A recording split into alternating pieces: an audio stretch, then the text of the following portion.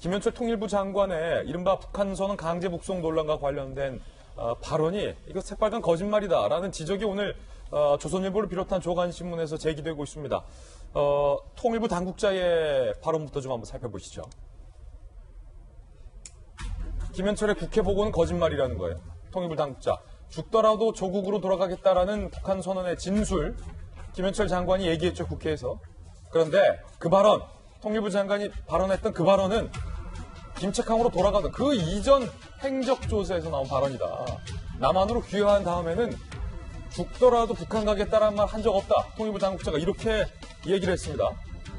합동신문 조사 때 새로 조국으로 돌아가겠다는 발언은 하지 않았다라는 겁니다.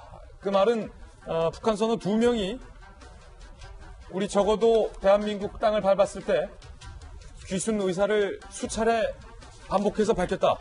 결국 통일부 장관이 사실과 다른 보고를 국회에서 했다라는 얘기를 오늘 지금 통일부 당국자가 하고 있는 상황입니다. 북한 어민이 처음부터 작심 귀순했다는 겁니다. 통일부는 이틀간의 도주와 추격전 끝에 납포했다. 귀순 의사가 있었으면 바로 남아있을 것이다 라고 밝혔지만 군 당국은 이들이 탄 배가 일관되게 우리 동해안 방향인 서남 쪽을 향해서 내려왔다라고 군 당국은 얘기하고 있습니다. 통일부와 군이 이 오징어잡이 배, 조그마한 배 한 척이 어디로 내려가는지를 두고도 이렇게 서로 다른 말을 하고 있는 겁니다. 자, 그러자 자유한국당 이종명 의원은요. 그들이 귀순 의사가 없었다고 밀어내고 경고방송하고 경고 사격에도 불구하고 기필코 남아하는 북한 선박을 본 현장 해군 수병들도 과연 그렇게 생각할까라고 의문을 제기했습니다. 정보소식통은요.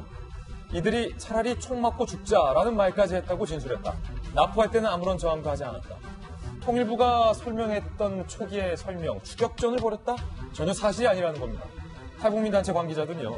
빗발치는 총알 세례를 뚫고 죽기 살기로 귀순을 시도한 것이다 라고 얘기를 했습니다. 탈북민들은 동요하고 있습니다. 우리나라의 생활의 뿌리를 뻗은 탈북민들 사회의 목소리도 저희들이 한번 들어봤습니다. 김정은의 눈치를 보며 자국민을 사지로 내몰고 국민의 눈과 귀를 속이지 말고 지금 당장 나도 강제 북송시키세요.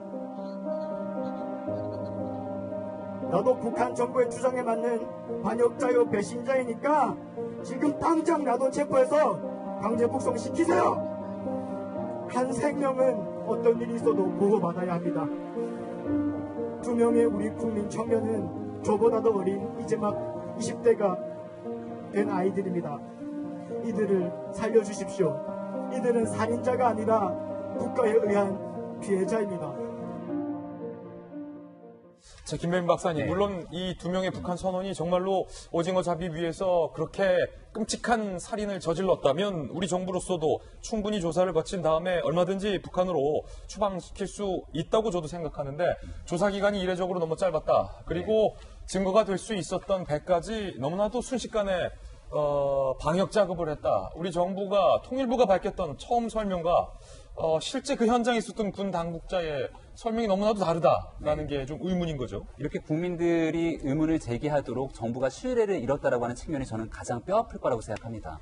특히 국회는 대한민국 국민을 대변하는 자리이기도 하고 이 자리에서 대한민국의 통일부 장관이 나와서 했던 발언들이 사실이 아닌 것과 같은 내용으로 흘러가고 있기 때문에 정말 참담한 시점을 금할 수가 없는데요. 김현철 장관의 말을 우리가 보게 되면 그 당시 신문을 받는 과정에서 죽더라도 돌아가겠다라고 하는 진술을 분명히 했다. 그렇기 때문에 귀순 의사를 명확히 할 수가 없었기 때문에 돌려보낼 수 있는 과정들을 얘기하게 됩니다.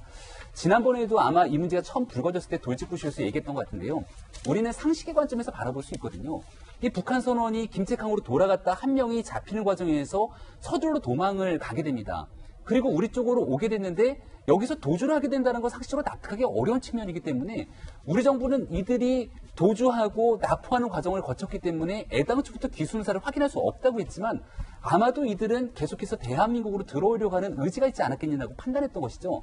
결국 많은 여러 가지 증언들에 따라서 이들은 지속적으로 대한민국으로 들어오기 위한 시도를 했고 우리 정부는 그와 반대되는 얘기를 했기 때문에 이제 이 문제에 대한 진실성 여부를 밝히기 위한 또 하나의 과정들이 앞으로 우리 정부에게 남겨진 숙제가 되지 않을까 싶습니다. 첫 번째 주제로 이 외교안보 영역에서의 굵직한 두 가지 뉴스 전해드렸습니다.